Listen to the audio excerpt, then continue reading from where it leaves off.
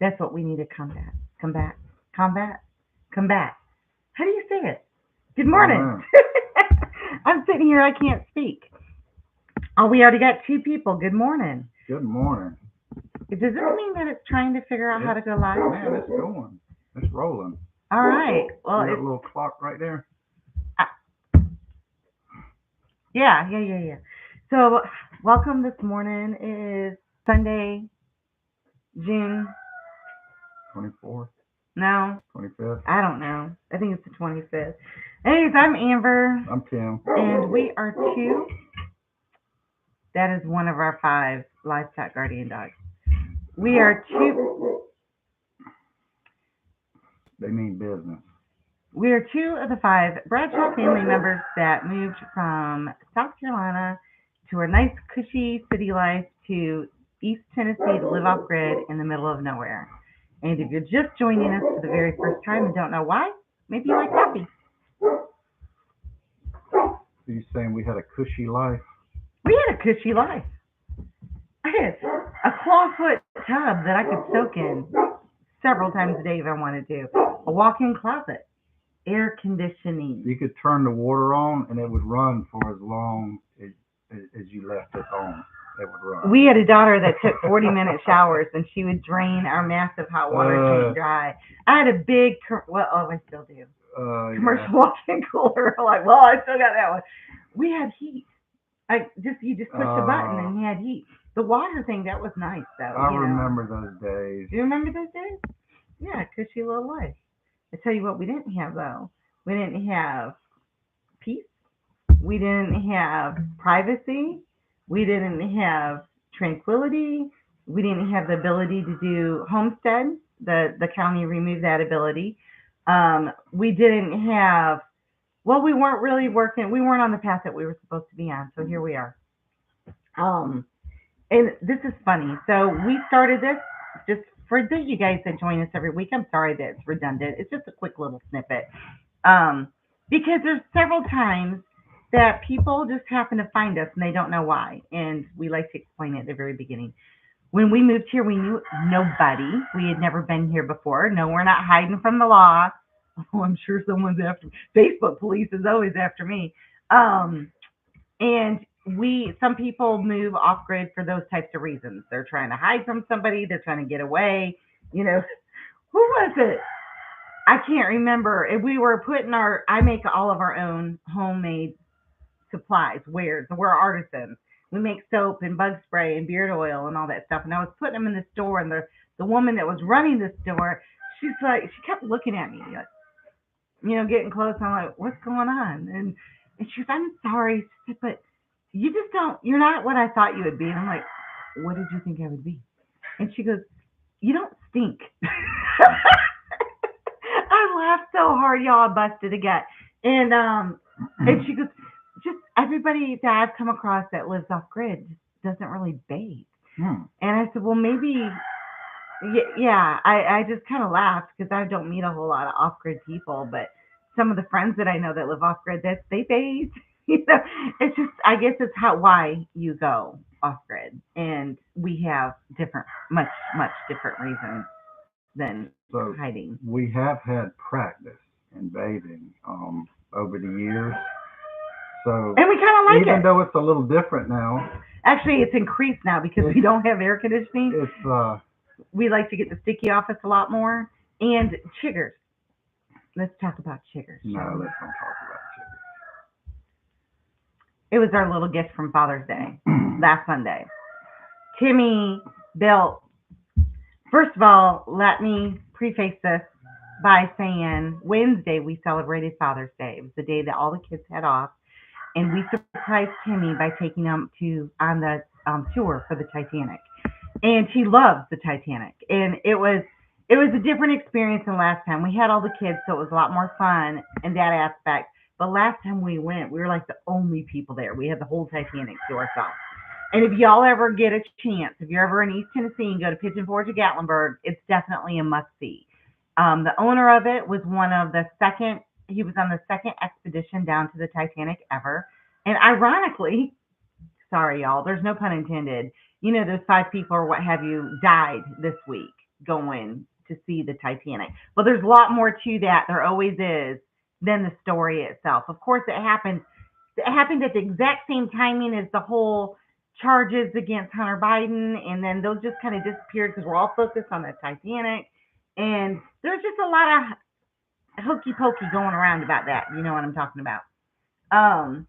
But we went to the Titanic, and they have actual artifacts from it that that owner acquired, and he decided to share them with the world and not keep them for himself.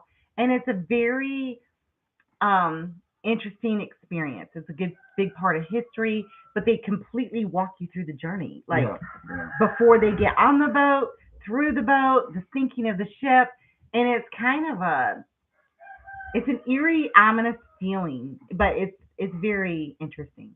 Anyhow, did you like it? Yeah, I enjoyed it. That's it. Yeah, it was great. Sorry. Mr. Wordy. I have no enthusiasm at the moment. Mr. Wordy. I did enjoy it. It was very educational. It was a good time with the kids. Seeing how they built it. And you know that the Titanic had 3 million rivets in it. That's and it took 3 million. It took. That's what was holding that thing together. I can't remember how many thousands of people it said, but there is so many thousands of people, 24 hours a day for 3 years straight to build that choker. Wow. You know, that's a lot. Yeah. Well, they didn't work on the weekend, but they did work 6 days a week. They didn't work on Sunday. They didn't work on Sunday. They still. Oh, were you up putting in? So anyhow, last Sunday, it was still Father's Day, and we still celebrated it, but it wasn't, everything's my daddy. I'm sorry, I got a fuzzy in my lip. But we had a grand time. A friend of ours turned 70, and we were celebrating her birthday here that day. And then we have another friend that is a single father, and he and his 2 kids came over. And then another friend that is a single father, and he didn't have his child, but he came over. And then my mom and Gavin and Ashlyn ended up showing up, and Lyndon, and Morgan was working in Austin. So it was a nice day, but we had barbecue, and we had brats, and the guys, Timmy brought out his guitar, him and Lyndon were playing and picking, and then we had outside, they made us a little bonfire outside, and a bonfire. I keep calling it a bonfire. It was a little firelight though. No, we made s'mores, but that joker was so hot I couldn't get within 3 foot of it. That's where all the chiggers were hanging That's where the chiggers were hanging out. It was right under a bunch of pine trees. And it so happened that morning, I did something stupid, and I dropped this glass casserole dish on my toe before anybody got here. And my toenail busted off. And blood was everywhere. And I'm still in a lot of pain from it. I've never lost a nail before. I broke a lot of bones, had a lot of stitches, lots of surgeries, but I've never... it was my big toe, and it hurt. It still hurts, y'all. But I had to wrap that joker up and get on cooking. I mean, it couldn't. Father's Day couldn't stop for being in pain. But that night, so I'm hurting, and then we start itching. And if you don't know about chiggers, let me tell you. Everybody knows about chiggers.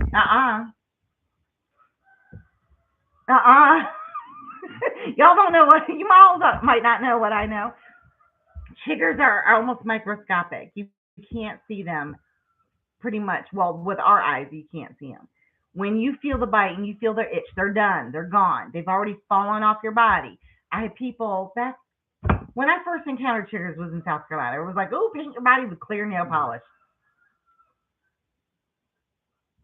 It don't work. That way it'll smother them. They're already gone. You're just putting toxic crap on your skin. They already done their business and they're gone. And so that's that itch that you're feeling and everything. That is their enzymes that they put in your body, because what they do is they've got a little sticker that goes in your body. It shoots this enzyme. It liquefies whatever they're trying to get out of your skin, and then they suck it out. That process makes you itch, right? And there's a bunch of them. They're all over. And that's how they reproduce. That's how they have babies. And all night long for several nights, both of us.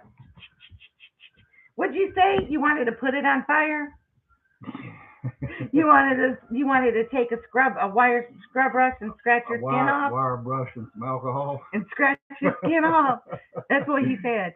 So, and that's how you feel. And if you don't know, chiggers are attracted to all of the warm, kind of moist spots on your body. So anywhere that you have folds, under your boobs, your armpit, your crack of your butt, around your underwear, Your belly button. your belly button, the backs of your knees, your groin, oh, places that you just shouldn't itch in public, Yeah. and that you have to itch all the time, and you can't people are like, what is he doing? No, around here they know that boy's got chiggers, you know. So that's been funny. our experience this week, but Okay. that's not what we wanted to talk about. On a more serious note. Well, we've been in the book of Exodus recently reading, and we were come across the part where Moses they all passed the sea, and they were all establishing in the new land. What was the 40 years before they got to the promised land, and they were talking about God providing their food. They were like, Moses, why did you bring us here? Why didn't God just kill us back there? I mean, we're going to starve to death out here. We'd rather be back as prisoners where we fed a bunch. And God heard them, and he provided, and he goes, you'll have more food than you need. And he goes, you do it for 6 days. You go out, you collect just enough food for yourself and your family. For today only. Don't save it for tomorrow. Just for today. So tell about what the people did, though. Well, they did what everybody else would probably do. They start hoarding food and gathering up too much, and what happened? The Lord tainted it. He soured it, and it wasn't any good. The next day, it was soured and had maggots in it. And so they learned just enough for today. And he did that for 6 days. Why? Does he only give you enough for today, and not enough for tomorrow for them? Supposed to rest on the 7th. No. Oh my gosh, he always does that. What? You just what go places because you have to. That'd be the point line. You did it. I'm not ready for it, Joker. See what you get. I know. I shouldn't have asked him. I should have it. blurted it out I'm to myself. the point, though. I mean, I'm just trying to get this point across. I'm a storyteller. Okay, well, let's tell a story. Rewind. No, because you got to have faith. He didn't want them. He didn't want them to gather enough for tomorrow because he wanted them to have faith that he would provide. So then on the 6th day, he said, "Today I'm going to give you double. I want you to get double because tomorrow you're going to rest. Tomorrow is my day." And so a lot of people they still didn't have faith, even though God fed them every single day in the middle of nowhere without any food source around and provided for them. They didn't think that food, if they collected enough for the 7th day, that it would be good because they just saw all these people over here do it, and it turned sour and had maggots. But they did. They collected, and guess what? On that 7th day, it didn't smell sour. It was manna. They were collecting manna. Well, yeah, quail and quail manna. Yeah. And bread and meat. And their manna was still fresh. There was no maggots. It hadn't soured.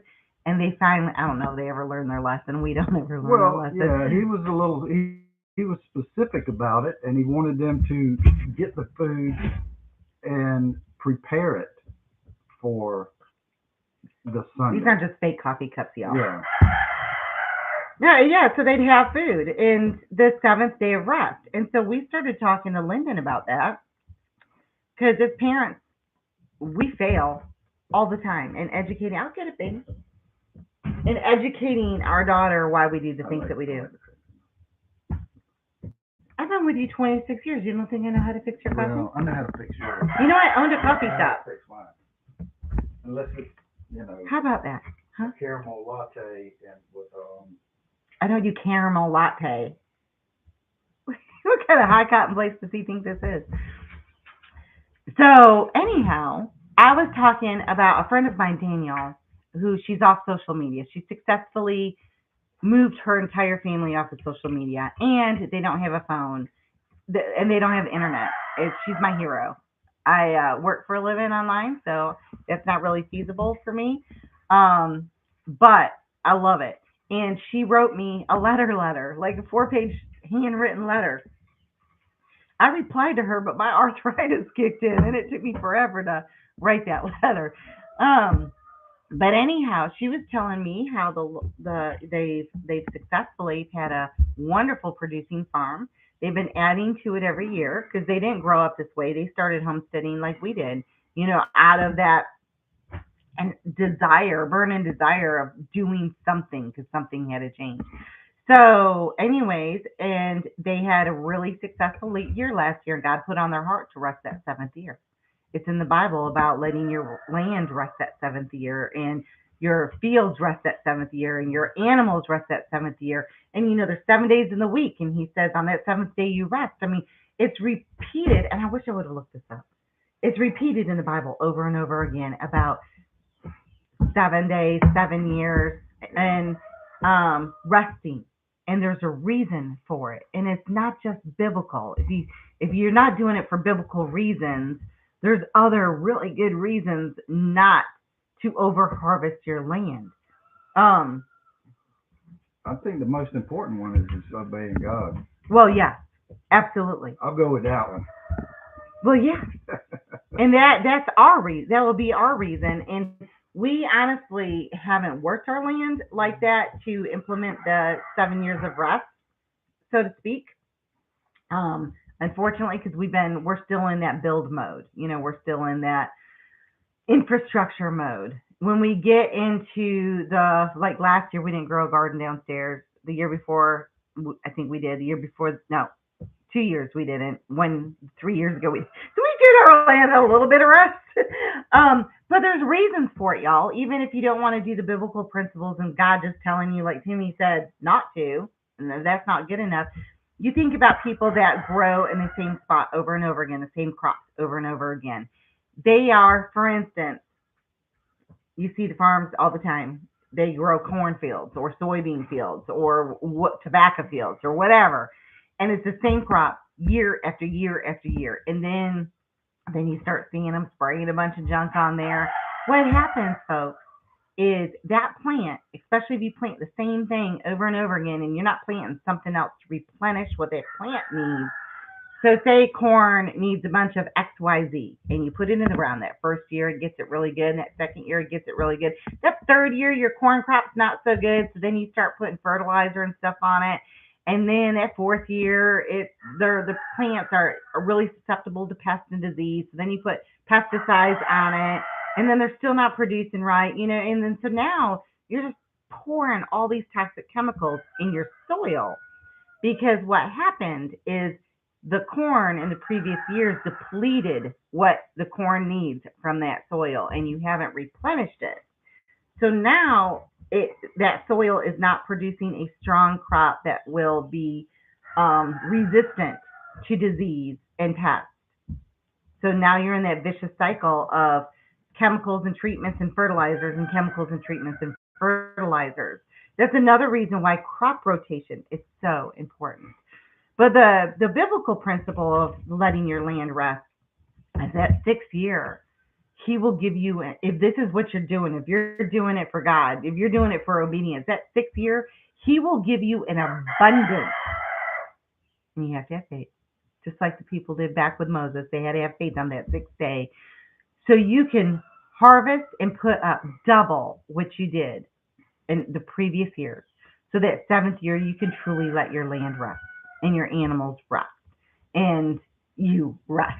There's not that 6th year, we're going to work like a Dickens. You're going to work your hiney off. But that 7th year, you get to rest. There's a reason. Your soil needs to build up those beneficial microbes again that you've been disturbing every year. I'm looking forward to resting today. Yes, guess what, y'all? Changing the subject. What? Timmy, you got a little testimony to share. Yeah. I'm going to lead you up to it. You ready? Because I'm the storyteller. He just blurts it right out. We all have gifts. God has given us, some of us, multiple gifts. Some of us only have one. But every one of us has a gift, at least a gift. And you should be using that gift to glorify God. because your gift will be amplified. It will bless you. It will bless others. That's why you got them. Gifts not meant to keep to yourself. They're meant to share. Unless it's just a beard, you know. Oh yeah, You good get looking beard. Well, that's a gift to me. beard. So, anyways, Timmy, outside of being just adorable, talented, caring, a great father, a great husband, he also has the gift of music, right? And if any of y'all know that used to hang out with us back in our drinking days, we had so much fun. And we thought we were having fun. Yeah, well, we always had a good grand time. Hey, we were drinking, but we still believe in the Lord. I had given my life to the Lord many, many, many, many years ago. And so that was never obsolete. We just weren't living for him at that moment. But we used to have so much fun on the porch, picking and a grinning. I couldn't sing, but I pretended to. Nobody cared after they were drinking. But I don't know if she saw me. Maybe you don't have memory. And Timmy had a banjo and the guitar, and Marion, he would come with his bass, and Jack, he'd come over, and Carl would bring his bongos, and we just had fun. Then we had a hot tub in the pool, and we're out there dancing and clogging and all sorts of stuff. 2, 3 o'clock in the morning. Yes. Okay, I'm not saying we don't have regrets. I'm not saying it was good for our health. I'm just saying it was a large time. Well, when we quit drinking, Timmy quit playing guitar. It broke my heart. It did. Because I felt that he decided that a clean, sober life wouldn't be a fun one. And every single night after we ate dinner, he would just go in bed, watch Wheel of Fortune, lay down, and get on his Candy Crush. And that was the extent of my life before we moved here. Thank God. We watch a movie or something. Anyhow, you get the gist. So I've been begging him to pick up that guitar forever. And then after we had Lyndon, the only time I ever saw him play the guitar is if I was at home and I came home and he didn't know it, and he'd be in the bathroom playing guitar for Lyndon while she was in the tub. And that was it. So anyways, recently, he's been having to give Lyndon guitar lessons as part of her homeschool. Now you go ahead with your testimony. See, I built it up. Well, she was drawn to want to play the guitar, and so we've been doing that. And I think I've reached my limit in teaching her, and because I've never really learned music, I've always played by ear. At the point now where I'm pretty much Lyndon, this is about it. So what we're doing now is we're studying, and we're actually learning all the notes on the guitar. Okay. I'm going to stop you for just a second. Yeah. Because what I really want you to share, because he's loved it. He's been watching videos every night. If I let him go on, he will start talking about all the different frets. No, and all the different I'm not. things. And it's something that I've never ever took the time to learn. Yeah, took the time to learn. And I never really thought about it. I just, I learned how to play chords, and that was it. But in this process, I am, asking God for help in this and leading me in the right direction with it. And I'm hoping that He will, get me to a point where I'm able to maybe play with the church and just be a part of their, use his gift for God. Use my gift for God. So I love it.